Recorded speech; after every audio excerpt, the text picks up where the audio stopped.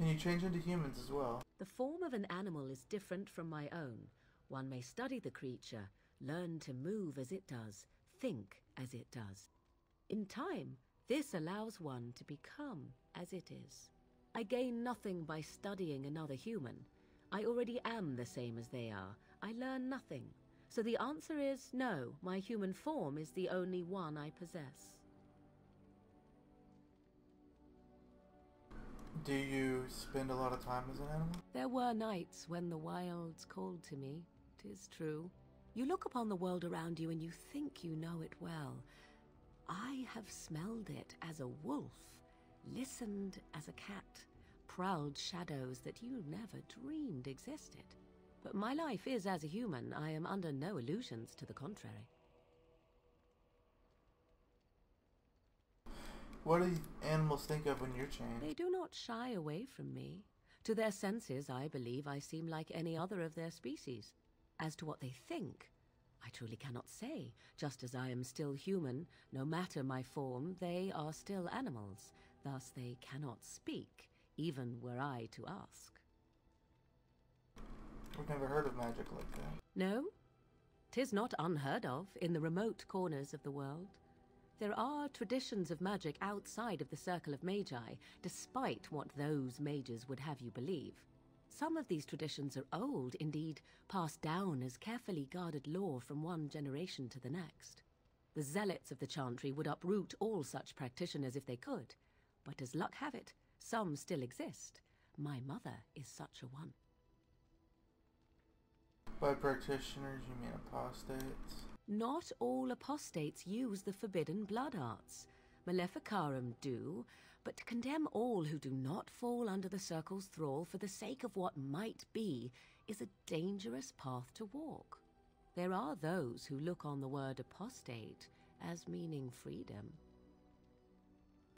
Can anyone become Anyone with sufficient will, but the act of transformation is a magical one. 'Tis a spell and thus requires a mage's talents. If you had a notion to learn such a skill for yourself, sadly, you must remain disappointed. Indeed. Have you an opinion on my abilities, then? Am I an unnatural abomination to be put to the torch?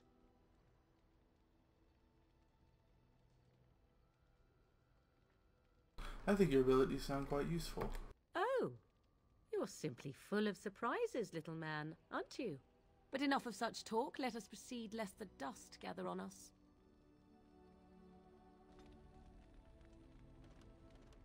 What do you wish of me? If you must. Why do you ask me such questions? I do not probe you for pointless information, do I? You can probe me anytime. Beg pardon, then, while I jump for joy. What is it you asked? If I grew up in the wilds? A curious question. Where else would you picture me? For many years it was simply Flemeth and I. The wilds and its creatures were more real to me than Flemeth's tales of the world of man. In time I grew curious. I left the wilds to explore what lay beyond, never for long. Brief forays into a civilized wilderness. And you remained unnoticed? For the most part. Flemeth taught me well. For all that I had been taught, however, the truth of the civilized lands proved to be overwhelming. I was unfamiliar with so much. So confident and bold was I, yet there was much that Flemeth could never have prepared me for. Very daring, it sounds like you. Equal parts daring and foolhardy, perhaps. Only once was I accused of being a witch of the wilds, and that by a chastened who happened to be traveling with a merchant caravan. He pointed and gasped and began shouting in his strange language, and most assumed he was casting some curse upon me. I acted the terrified girl, and naturally, he was arrested. That was quick thinking. Men are always willing to believe two things about a woman. One, that she is weak, and two, that she finds him attractive. I played the weakling and battered my eyelashes at the captain of the guard. Child's play. The point being that I was able to move through human lands fairly easily. Whatever humans think a witch of the wild looks like, 'tis not I. Not that I did not have trouble. There are things about human society which have always puzzled me, such as the touching. Why all the touching for a simple greeting? Like a handshake? To begin with, yes. What is the point of touching my hand? I find it an offensive intrusion. There were many nuances that Flemeth could never tell me of. When to look into another's eyes, how to eat at a table, how to bargain without offending. None of these things I knew. I still do not understand it all, truth be told, but then I gave up long ago any hope of doing so. When I returned to the wilds last, I swore to Flemeth that I had no intention of leaving again. I'm glad it worked out this way. Yes? Let's ignore the entire Darkspawn threat and the presence of a simpleton as your only other Grey Warden ally, then. Not that I lack appreciation for the intent of your comment. Thank you. Well, let's get on with it before the ground opens up and swallows us, yes? Yes. Holy shit, +8. Yes? At times, perhaps. A world full of people and buildings and things was all very foreign to me. If I wished companionship, I ran with the wolves and flew with the birds. If I spoke, 'twas to the trees. And but you eventually left. Such simple pleasures will only enthrall for so long. I recall the first time I crept beyond the edge of the wilds. I did so in animal form, remaining in the shadows and watching these strange townsfolk from afar. I happened upon a noblewoman by her carriage, adorned in sparkling garments the likes of which I had never before seen. I was dazzled. This, to me, seemed what true wealth and beauty must be. I snuck up behind her and stole a hand mirror from the carriage. 'Twas encrusted in gold and crystalline gemstones, and I hugged it to my chest with delight as I sped back to the wilds. Can't imagine Flemeth was pleased. She was not. Flemeth was furious with me. I was a child and had not yet come into my full power, and I had risked discovery for the sake of a pretty bauble. To teach me a lesson, Flemeth took the mirror and smashed it upon the ground. I was heartbroken. Flemeth was right, no doubt. Beauty and love are fleeting and have no meaning. Survival has meaning. Power has meaning. Without those lessons, I would not be here today, as difficult as they might have been. They made you stronger. They did indeed. To return to your original question, perhaps my time in the wilds was indeed lonely, but such was how it had to be. I find myself at times wondering what might have become of the girl with the beautiful golden mirror, but such fantasies have no place amidst reality. Yes? If you must. You are very cute to ask so many questions. And you're cute when you're evasive. Really? Perhaps we should be wrapped in ribbons and adorned with flowers. So cute are we, too. My mother has been hunted from time to time, yes, by Templar fools like Alistair, which should tell you how successful they generally were. Flemeth made a bit of a game of it, in fact. The Templars would come again, and she would look at me and smile and say that the fun was to begin once more. I feel sorry for the Templars. They came with as much swagger and arrogance as they did self-righteousness. Pity them if you wish, for they held none for us. Flemeth would warn them once. 'Twas a warning they inevitably failed to heed. And then the true game began. Often Flemeth would use me as bait. A little girl to scream and run and lure the Templars deeper into the wilds and to their doom.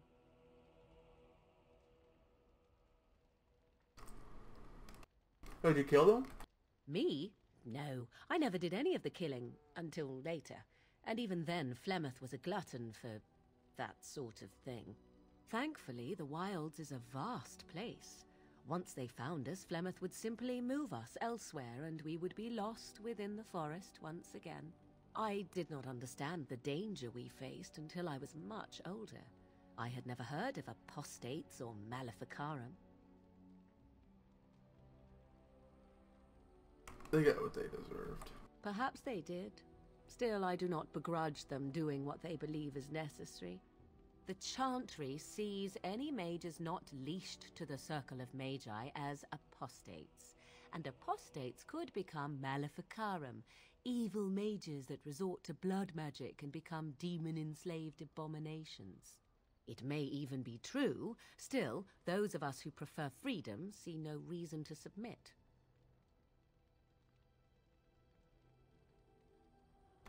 I agree. Oh, I hope you are not simply being agreeable. It would be a refreshing change. Enough of this talk. Let us return to the task at hand. Yes? If you must. Well, that depends, does it not? What does she seem to be?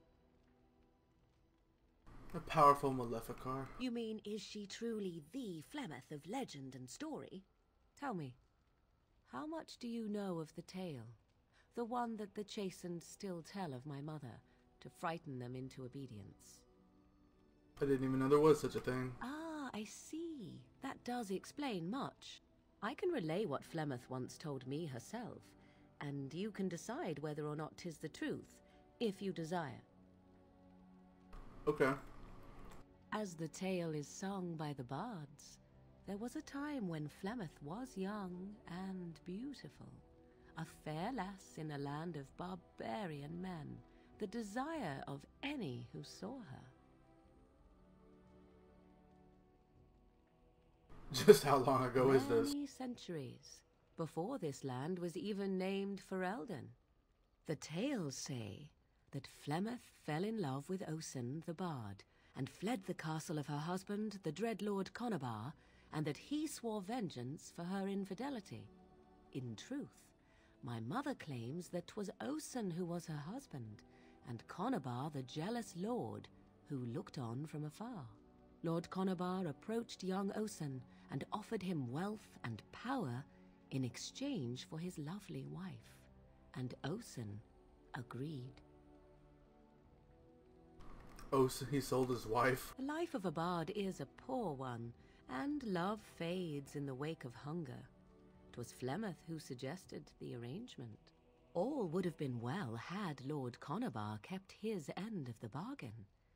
But he was a foul man who bargained with coin he did not possess. Osen was led off to a field and slain, left for dead.